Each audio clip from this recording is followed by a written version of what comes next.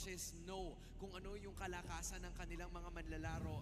Really, heavily capitalizing on those bans na nakita natin kanina. It changed up the tempo of this draft. Will it change the tempo of this game? Burrito, Womi, you gotta go and get this one for game number 3. At matapos ang back-to-back na comeback games, ay narito na nga tayo sa game number 3, kung saan makikita na natin kung sino nga ba ang makakalamang sa seryeng ito, kung sino ang mauuna sa ating match point. Momentum ang hahabulin na magkabilang kupunan na nakikita natin ngayon. Team Liquid Philippines and Aurora Gaming. Nabanggit mo na kanina, nagkaroon ng mga comebacks. Hindi rin biro yung pinagdaanan ng dalawang kupunan na to para makuha yun. Oo, ibang klase talaga yung disiplina at yung pagiging veterano ng parehas na kupunan dito, in a way na kapag ka naka 10,000, 5,000 kalamangan ay alam pa rin nila kung paano makabalik, kung paano mananatili sa kanilang mga keys to victory. And looking at this game number 3, no, katulad na lang ng sinabi ng ating mga naggagwapuhang panelists doon sa may bandang itaas, ay parehas nakakuha ng dalawang kupunan dito yung gusto nilang mga hero for this game number 3. Oo, ang pinakamaganda siguro na makikita natin na palitan dito is the Lapu-Lapu and the Alice. Ayun. Na kung saan ay nagkaroon ng parehas na magandang laro nung games 1 and 2.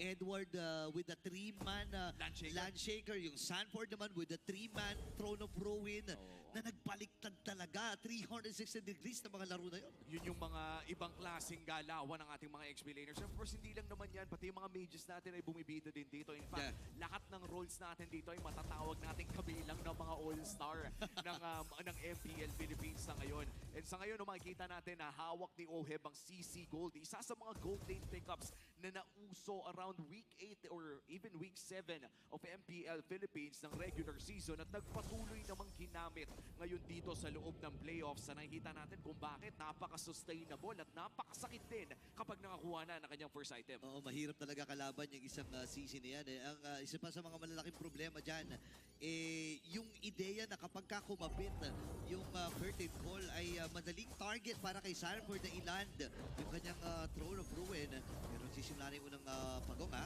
Ayan na nga, half HP para dito sa Lord. Nakapasok si Cartesi, Ugi, Shadow Kid. Sino makakuha ng pagong? Si Demon Kite ang nakakuha, no? Landshaker na bibitawan. Pero mamamatay din si Sanford. First blood para sa Aurora. Pre, nakakuha ng pagong. Nakakuha pa ng first blood. Kulang na lang ng fries and drinks, pare, tsaka libreng upsize. At mukhang papasok pa nga ng jungle ng side ng DLPH, ang Aurora Gaming, at makikita nila si JP. May kasabay pang AOG ngayon na itonten itong si JP. Grabe yung nagiging sistema na ginagawa dito ng Aurora Gaming habang pinag... Dito na yung OM. Mapapatay na si Doming Kite. Meron pa rin naman siya pang-dash pang-atras. Pero nagamit na yung vengeance. Hindi lalaban si Doming. Alam niya kung kailan siya titigil. Grabe itong palitan na to, ha? Bawal barilin kapag nakita mo na ka-vengeance. Parang ginantukan mo na din lang yung sarili mo. Pero Sanji, delikado dito. Uy, level 3 lang siya. Alam na walang pantakas. And Demon Kite, nakakadalawa na itong si Smiling Demon. Mainit si Demon kahit nag-red pero mukhang may 2v2 na magaganap dito. Sanford makakatakas naman pero mukhang si Carl Teasy ang mahuhuli doon. At mukhang kakalma na muna. Men, hinanap natin yung ganitong klaseng aksyon ng games 1 and 2. Mukhang game 3 makukuha na natin. Agaran na naman papasok ang Aurora sa orange side. Oo, si Sanford ay nandun na rin naman. 4 na miyembro from Team Liquid Philippines ang poprotekta at magbibigay ng proteksyon dito kay Carl. And given na yun kasi kalaban mo ba naman isang friend rin. Alam mo namang sobrang mang-abuso yan kapag ka naka-early, no? Kailangan mo talaga protektahan yung jungle mo, especially kapag isang assassin jungle na medyo na behind against a tank jungle. Kaya tignan mo naman yung ikot ng Team Liquid Philippines, talagang bantay sarado kay Carl Dizzy dahil hindi pwedeng malugi ng sobra-sobra ang isang Hayabusa. Yung saktong lugi, okay lang Pero the moment na malugi na ng 3 levels ang isang Hayabusa, medyo malabo ang pagkapanalo doon. Pero ito na nga, 8 seconds bago lumabas ang pangalawang pagong ng larong ito at mukhang nakakalamang nga ang side ng Aurora Gaming. Pero si Doming kahit ang punteriya nila. Okay, flicker na gamit kasabay pa ng curtain call. Ginajagi lang nila yung damage ng Torre. Pero AOG from Light para lang protektahan itong si Doming. Habang yung pagong ay sinisimulan na rin ang Northern Lights. Flicker lamang ang na-burn kay Doming kahit at ngayon yung turtle ay hinahawakan na ng Aurora. Si Sanford ay magbibigay ng vision for the side of Team Liquid. Pero mukhang alam naman na ng side Bigay. ng Aurora na ibibigay na ito. Wait! Okay, na-retry. Kamutigan lang, no? That's retribution secured for the side of Demon Kite. Pangalawang pagong na ito ng side ng Aurora Gaming at tila ba'y nakokontrol na nila ang early game. 5 minutes in, 3,000 na ang kanilang kalamangan. Ganto-ganto rin yung nangyari nung game number 2 na sobrang nadomina yung early phase ng game number 2. And kung papansinin natin, hindi pa rin naman nakakapondo itong si Carl TZ, no? Kaya nga naman binabagalan muna niya. Hinahayaan lang muna niya na umikot-ikot yung Aurora at tiisin lamang. Total, mga pogi naman to. Hindi na natin kailangan sabihin na tiis pogi lang eh. Oo, alam na natin yan eh. Alam Sa na yan totoo eh. lang yung pantunaw ng side ng Team Liquid Philippines against Tanks ay napakaganda din. No? Diyan naman talaga sikat ang isang CC Gold Oo. Lane at pati na rin itong Sanji Lunox Lunox. na nakikita natin. Talagang pangtunaw yan ang Fred Ren kapag umabot na ng late game. But again, ito na yung tatanong natin tanong. Kung aabot ba sa punto na kaya na nilang tunawin yung Fred Ren dahil sa ngayon no, medyo nahihirapan ang Team Liquid Philippines na makahanap ng pwesto around team fights dahil nga palubo lamang ng palubo ang gold lead na meron dito ang Aurora at yung box control nila dito ay napaka-effective dahil nandito kay Yue. Ang hirap pumasok kasi at ang hirap bilhin ng trip dito ng isang Fred Ren. Bukod sa continuous na taunts na meron siya dito in yung crowd control, lagi rin nakaantabay si Yui sa kanya. Baka mamaya kasi pag pumasok ka sa mundo ni Demon, hindi ka na makalabas eh, kasi may river manipulation at ang dami pang mga elemento na pwedeng ilapag. AOG din ay pwede rin gamitin. Alay Pero ko! naipit si Carlito! Naku po! Sinalubong niyakap ng mahigpit ni Demon Kite. Masyado pa atang mahigpit. And in fact, may mapipili Oy! pa ata para makakataka si Sanford. Direct na sa real world manipulation. Flicker is burned. At maagaw pa nga ang purple dito. Team Liquid Philippines, hindi sila makapwesto, pare. Hindi nga makahinga eh. And nararamdaman na talaga yung 5K na lead dito in terms of economy para dito sa Aurora Gaming. Kung sila ay available na rin para dito kay Light. So may mga surpresa nang pwede tayong i-expect para sa Aurora Gaming. Oo, Torre, nakakuha din ang side ng Aurora. At mukhang susubukan ni Sanji mag-push sa ibaba. Pero itong bagong na ito ay parang panigurado na mapupunta sa side ng Aurora. Maliban na lang! Ay! Kung aagawin ito ni Carl TZ via that quad shadow at hindi kakabit ang AOG dito. Throne of Ruin na gamit na rin. Team Liquid, nansalisi pa ng isa. Oo, misa yun yung maganda pagka nakahayabusa kayo, no? Expect mo lang na kailangan lang mailapag or mailan doon sa tamang pwesto yung iyong Quad Shadow. Unfortunately, hindi na rin in-expect ni Demon Kite kasi nakatutok na rin siya doon sa Lord. Sa Turtle, yung taunt ay ine-expect niya, kaya lang masyadong malayo din yung pagkakalapag. Pero si Sanford ata ang lalapagan dito, Nako! napatay ni Yue. Buhay may kailangan na rin lumayo, ibibigay na nila yung Torre sa may top lane. At kahit ganun man ang nangyari, liyamado pa rin ang Aurora dito. Yamato talaga at mukhang si JP ay kailangan nga mag-Lord's Pathway para lamang maprotektahan ang kanilang Torre. At kahit pa sabihin natin na nawalan ng isa side ng Aurora ay 6,000 pa rin ang kanilang kalamangan.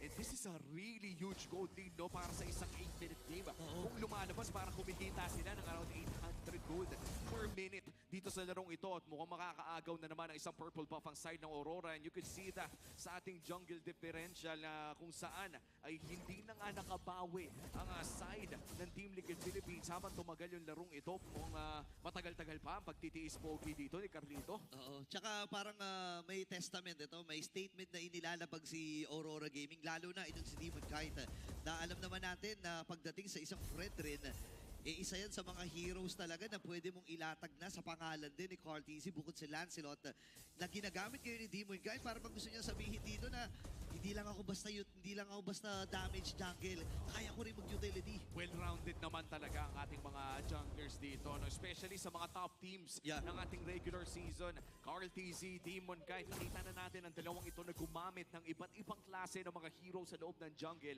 Umabot pa nga tayo sa meta kung saan bumapanig yung mga fighter jungles natin such as the Lubas, the Alpha, or even the Suyo na hindi na natin masyado nakikita ngayon dahil it's either you go tank jungle or assassin.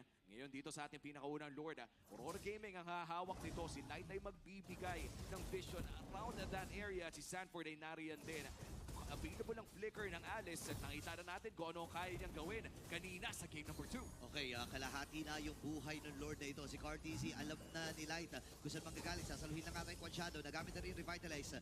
Habang sa may gilid na bahagi, Brilliance naman ay nabitawan na rin ni Sanji. Ngayon naman si Sanford ay abante. Sabi ni Edward, turn na lang kaya natin. Patay na natin si Sanford! Pero nakatakas si Chari. Manipulation na gamit din dito ni Yue. Ngayon naman si Sanford na asawa na rin. Ohim ngayon ay mamamatay pa ata. Pero niyoyo niya ito si Demon Kite. Nakakuha na rin ang kill itong si Doming Yue with the double. 4 na miyembro na tumba para sa Cavalry. 4-4-3 ang naging palitan doon. Si Sanji lamang ang natitirang buhay para sa Team Liquid. Ibig sabihin yan ay walang makakapag-lord dahil parehas na jungle ay nawala at medyo mahirap ding i-risk. No? If you are Yue and Edward, medyo mahirap mag-lord kahit pa sabihin natin may DPS manggagaling sa Eve. Still not very safe at baka mabaliktad pa nga ni Sanji. So far, quits muna para sa big objective natin na first lord. In fact, mapapanood natin kung ano nga ba yung mga kaganapan sa team fight na yun as we go on to our instant replay. Doon sa laban na yun, no, nakita natin na talaga nagkumpul-kumpul sila doon sa may bandang balbas ng Lord na ito, all the way doon sa may bandang gitna ng top lane, kung saan napakaganda na naman ng real-world manipulation ni Yue. Pero yung naging response si Oe ay naging napakaganda din. Pero ito, Lord, 50-50 to! Yan na si Demon Kite na nagwagi. Sayang binin yung damage dito ni Carl. Kaya lang ang problema ay sila hindi pumasok na rin dun sa may bandang harapan. Sanji with the burst. Nagamit na rin yung kanyang brilliance. Mamamaalam si Danny JB. Si Edwin napatay din. O Doming Kite. Libre lang talaga yung kanyang pag-hit dito. Nakakadalawa na. Itong Corona Gaming magiging 4 at maagang wipeout para sa Northern Light. 15 seconds para dito kay Carl TZ. Ang minion waves naman ay medyo nasa gitna pa. Kaya mabibigyan ng oras ang TL na mabuhay ang at least 2 miyembro. 8 seconds para dito kay Sanford. May holy blessing pa sa baba at sa itaas. Mukhang magkakaroon tayo ng isang 5v5 para dito sa Lord Defense. Kompleto to ha. Makukompleto na dito ang TLPH. Sumabog na rin yung blessing sa itaas. JP, nararamdaman yung pokes from Yue. Light ay nakaabante. Hindi ba naman available yung kanyang AOG Lord? Isasalubungin na nila. Nilapag yung Glorious Pathway para lamang iwasan yung plano ng Aurora na dumikit at lumapit doon sa Torre. Nagumpay ang kanilang pagdepensa pero may next wave pa na aasahan dito ang Aurora sa top, mid, and bottom. Oo, mukhang ipipilit na ng side ng Aurora Gaming ang Torre doon sa may bandang itaas. At naghahanap sila ng angulo para makapasok. Demon Kite goes in for the taunt. JP, half HP. Si Sanji ngayon ang binibigyan ng mga bala ni Doming Kite. At Aurora Gaming, tuloy ang kanilang pagpupush pero nauubos na ang kanilang mga minions. At yan ang depensa para sa Team Liquid Philippines. Mawawalan sila ng isang inhibitor turret. Hinga muna sila dito ng malalim. At ganun din naman ang Aurora Gaming. Ayaw din nila na ipilit yung mga magiging sitwasyon pa. No? Kasi ini-expect din nila na meron ding surprise na pag-atake na gagawin dito ang TLPH. Even though na malaki na halos, sobrang laki na ng kanilang kalamangan dito. Siguro si Carl T sila ka nakakadikit pagdating sa gold. Pero the rest of TLPH ay natatambakan eh. Ito lang, napakayaman din dito ni Doming Kite, pare. 9,000 gold na ang hawak ng Granger na ito. Pinakamayaman na miyembro so far sa buong larong ito. At nakikita natin kung gaano na nga ba ka-update kanyang mga Death Sonata. At kadalasan si Sanji pa nga ang natatamaan niya dahil kailangan ding lumapit na bakya ng isang Lunox. 8K ang kalamangan ng Aurora Gaming. At 45 seconds bago lumabas ang pangalawang Lord ng larong ito. In terms of map control, ay masasabi nating napakalaki ng lamang ng Aurora Gaming dahil yung long lane muna doon sa Lord ay kontrolado nila. Ang hirap nito lalo na naglalaro ka rin sa mga dangerous grass. So kung doon sa pwestuhan ng Lord, kailangan mong mauna. Pero ang hirap sa parte dito ni JP na mauna. Kasi ready ang Aurora kahit sino sa kanila nabigyan siya. And the moment naman na malapag yung Glorious Pathway, no, may reply din na real world manipulation. So hindi rin pwedeng basta-basta maglakad patungo sa loob ng box ng Aurora. At ayan na nga, pinapakuran na ng side ng Aurora Gaming ang jungle ng Team Liquid Philippines. At ginagamit na nga nila yung mga extra bushes din na nanggagaling sa ating dangerous grass. Pero hindi yata alam ng Aurora Gaming. Pwesto na ang Sansan Duo. Hinahanap nila yung angulo kung saan pwede nilang mahuli si Demon Kite. Kailangan may mag-check push. Si Light ay tumitingin-tingin na. Umaaligid sa Kidney. Nandoon with the concealed play. Hinahanap nila si Sanford pero si Carl ang nakita nila. Ganda ng hawak nila kay Carl dito. Nagamit na rin yung Glorious Pathway. Ang baba ng buhay ni Carl. Kailangan niya mag-regenerate. Light dito nagamit yung kanyang revitalize. Pero wala pa rin silang ideya kung nasaan si Sanji. Nagamit ng pagkakataon. Nakita na. Mapapabrilliance din siya. Pwedeng abangan dito ni Edward. Napatalo na nga rin. May trigger pa rin naman siya na available. Pero si Ovi nagamit na yung kanyang vengeance. Ngayon naman ay papasok din si Edward. Pero nakaiwas si Sanford. Apat na tinamaan ang Throne of Ruin Zone. At ang batang kambing ang makakakuha ng Lord. Sakya mo ng kill. Ngayon naman si Yue nakakaprihit na. Edward. At ang buong kupunan dito ng Aurora Gaming ay sumusugod na. Sanji! Naku si Sanji lalaban pa rin. JP lalaban ko yung Glorious Pathway. At si Sanji din ang kill. Ilalaban na nga dito ni Edward. At si JP namatay. Si Carlito na lang ang natitira. Ang daming minions na kasama. Naku, kalahati na lang buhay niya pero makakakuha naman ng counting spell buff sa War Axe. At lalabas na nga yung minions dito. Yung Lord na na-secure niya Ayan. ay lilisan ng base. Pero sapat naman ang kanyang kapangyarihan para i-clear ito. 1v1 with the Great One. Aray ko. Edward and Cardi, si Hugi Shadow kill back to the Quad Shadow. At tuloy ang depensa at tuloy ang siege para sa Team Liquid. Okay, kakabuhay din lang ni Demon Kite at ni Doming. Lalaban pa rin dito si Cartesi. May mga stickers pa na inilalapag dito ang Young Goat. Hihinga ng malalim ang CL. Mabuti na lamang ay nakuha nila yung Lord na iyon. Tingnan natin yung instant replay. Ayun, napakaganda ng timing. Naiwasan kasi ni Sanford. Yung Landshaker na inilatag sa kanya ni Edward. Tapos nagkaroon pa ng 50-50 Lord Battle kung saan nakalamang ang Team Liquid Philippines. Pero napakaganda din ang real world manipulation dito ni UN. Yeah. Si Doming kahit ay napakahirap pa rin maabot until nagkaroon ng push play through the dangerous grass si Sanji. Pare yung play ni Sanji doon hindi posible kung hindi dahil sa dangerous grass. Oo, ibang klase talaga. And nakita natin yung galawan, micro at macro ng magkabilang kupunan na ito. World class talaga at epic talaga itong rivalry ng Aurora at ng TL. At dahil dyan, no, kahit ba sabihin nating nakuha ng side ng Team Liquid Philippines ang Lord na yon, patuloy pa rin nakakalamang ang side ng Aurora Gaming as we head on to the 16-minute mark. Sisilipin natin ang ating Infinix in-game equipment. Nakabawi na nga si Carl. Kanina ay lamang si Demon Kite against Carl TZ. Pero ito na, 11k gold para dito sa Hayabusa. Pero gold lane ang uusapan ay lamang pa rin. Dito si Doming, kahit napakasakit na talaga ng Granger na to, kulang na lang tanggalin yung sapatos eh. Oo nga, yun lang habol dito eh. Feeling ko BOD na ata ang magiging huling item dito ni Doming. Kahit napoproblemahin na lang niya yung mga pang-buy and sell. Dahil nasa 16 minute na tayo at 2 minuto na lang ang ating aantayin, enhanced na Lord na. So dito lalong titindi at kakapit ang magkabilang upunan para sa Lord. Hindi nga malayo na install lamang ito ng Aurora Gaming kasi lamang naman sila sa waves dahil sa mga inhibitor turrets na nakuha nila ng napakaaga sa loob ng laro na ito. Pwede nilang isayaw ng napakatagal hanggat bumigay ang Team Liquid Philippines dahil under a timer din ang side ng Team Liquid. Hindi sila pwedeng tumambay around that Lord area considering na laging may nagpo-push ng mga wave. Ang swerte nga lang ng Team Liquid, malapit sa Lord yung mga kailangan nilang alagaan na wave. Yung fast lane dito sa gitna, tapos yung top lane, at least kahit paano masasabi natin na nasa magandang posisyon pa rin naman ang TLPH. Pero ang magiging problema lamang dito ng TLPH yung mga setup na manggagaling kay Edward. Nakita na natin ng game number 1, yung mga saktong Landshaker, yung mga 50-50 battle, kailangan din i-consider dito ng Aurora Gaming kasi si Carl TC talaga ibang klase. Isipin mo yun ipitan doon sa Lord kanina ay nakuha niya pa. So kailangan matahan na siya dito ng Aurora. Kailangan niya mahanap si Yue. Nagpapahanap nga si Yue. Sa totoo lang, humaharap itong mage na ito. Hindi lang halata sa kanyang score dahil 7-0 and 10. A perfect game para dito kay Yue. Honest Eve. Ito ang hinahawakan ng ang Lord. Uy, jojompagin na nga ata nila nito. Wait lang, lalim ata nila ita. Tumama yung Shot Shadow. Ngayon naman si Demon Kite, kinuha na ng mabilisan. Yung Lord na itong AOG nagamit din. Pero sabi dito ng CLB, sige, bigyan kaya natin si Edward. Kaya lang napakamuna talaga, papasok na yung Throne of Druids. Kaya lang naipit ata siya doon sa pader. River manipulation na bitawan na yung ngayon mapapatay! Si Carl TZ at ang Aurora Gaming ay ready na rin para sugurin ang mga member dito ng CL. Mamamatay dito si JP. Ngayon si Oim ay hinahabol. Kailangan niya lumayo. Sanford ay mamamatay. Si Sanji at si Oim na lang ang natitira. Ang baba ng buhay ni Demon kahit dito. Kaya papatayin dito ni Sanji. May tonta naman na bibitawan. Kaya nagamit niya Lord. Ay nasa may bandang gitna. Pero mamamatay na rin natin dito si Oim. May wipe out na mangyayari.